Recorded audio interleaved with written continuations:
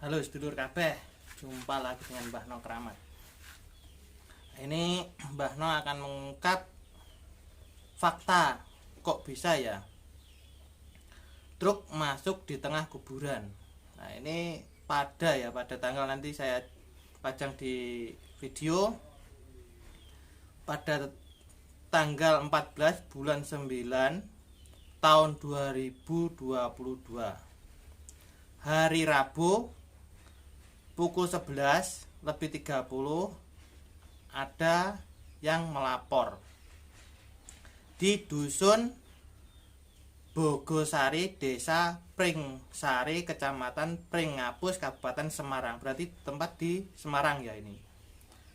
Ada kejadian sebuah truk besar terus itu masuk di tengah kuburan. Padahal itu jalannya sempit. Saya menyebarkan di grup ini ya. Ini nanti kalau mau pembuktian silakan datang langsung ke lokasinya. Saya ulangi lagi lokasinya, dusun Bogosari, desa Pringsari, kecamatan Pringapus, Kabupaten Semarang. Itu di videonya itu gempar viral. Kenapa truk bisa masuk ke dalam kuburan atau di depan kuburan?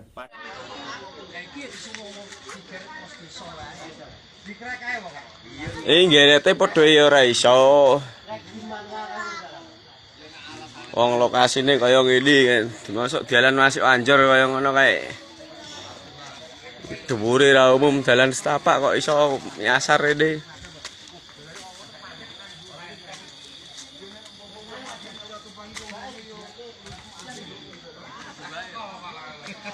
Bangjo Karangjati. Bangjo Karangjati. Nggih. Ora sepanjang baru ngono wis gawe bangjo pisan. Lah sampean bongkare endi misuk? Berarti nendang Bongkare. Bangjo baru. Ya, benturan Wis ana bangjo. bendungan dong glathek itu. Nggih niku juragane kula niku. Tapi demite wis gawe bangjo nduk ndang waru ngono lho. Pasukanmu ya ini. Dipikir normal.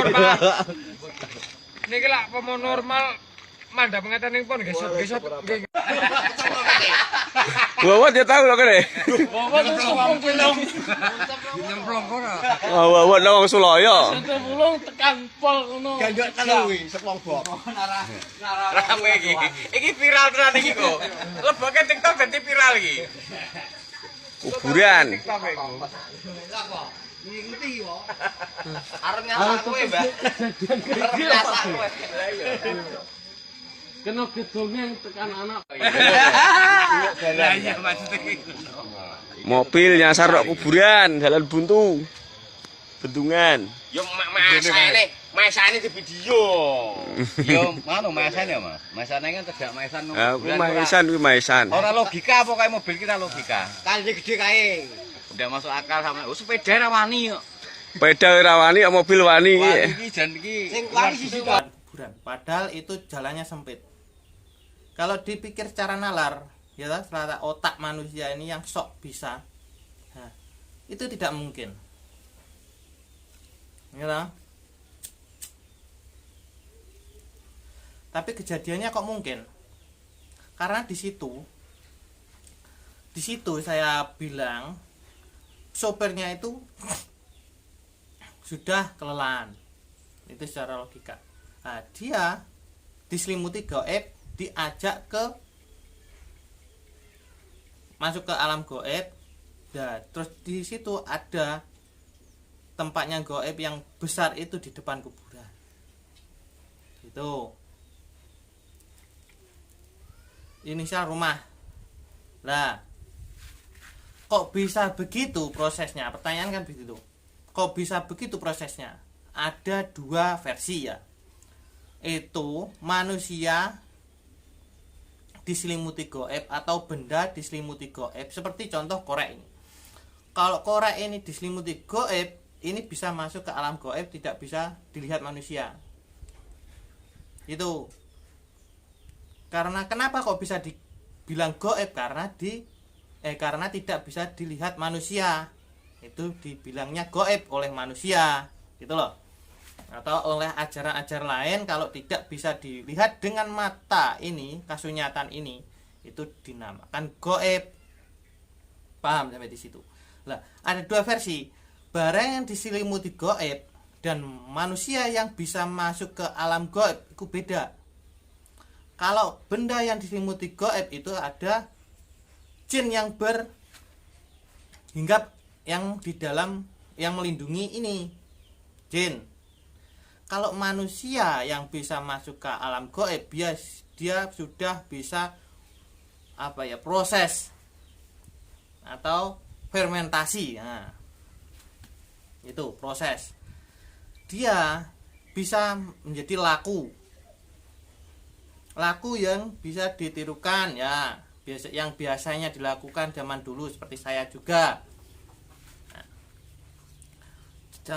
Zaman saya juga pernah laku-laku. Itu cuma ngebleng 3 hari, bukan pati geni loh ya. Pati geni dan ngebleng itu beda.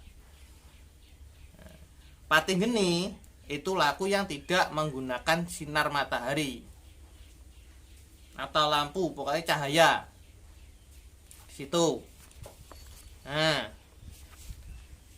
kalau ngebleng itu tetap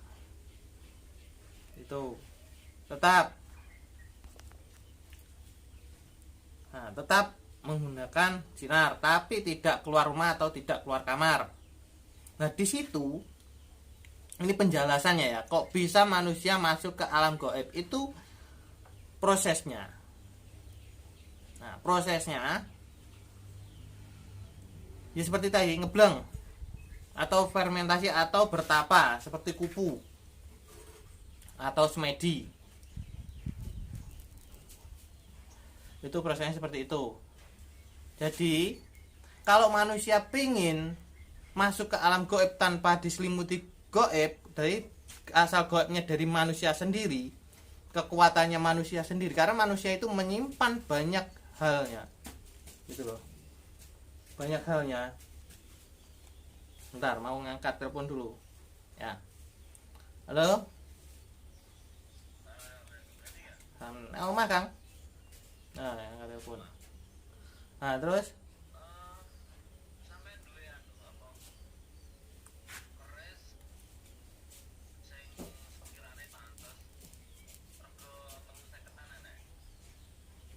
sekiranya pantas sego 350-an.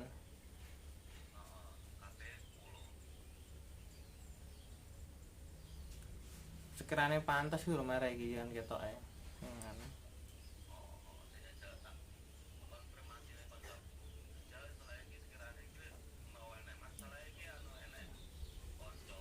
Nah,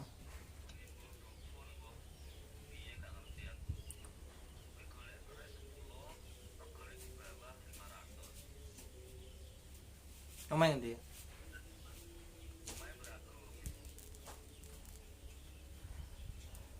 Engko koncoku. Omahe tani Bragung kono lho. Jenenge cowokane iki Sinchan. Jadi seperti itu ya prosesnya.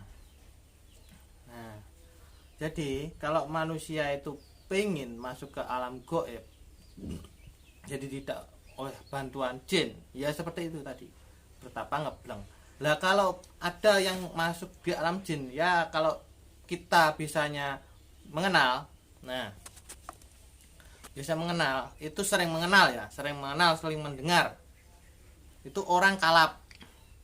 Nah, orang kalap yang masuk di gaib atau goib, orang yang belum bisa melihat goib, maksudnya yang di alam goib, seperti orang kalap, orang hilang yang tidak ditemukan. Nah, seperti itu, yang di gunung.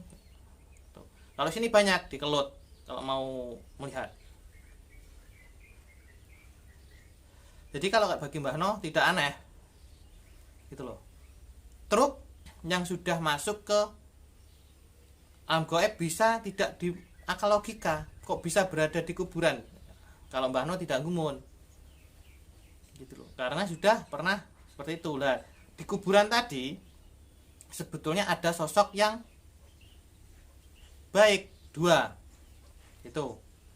Yang satu itu bersurban putih, yang satu cewek.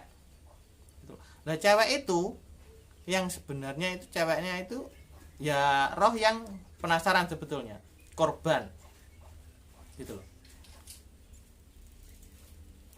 Korban yang oleh nafsu manusia kan seperti itu, nafsu lelaki seperti itu. Nah sebetulnya niatnya itu kalau Mbah Ano melihat ya ini kan orang itu berdasarkan sendiri-sendiri.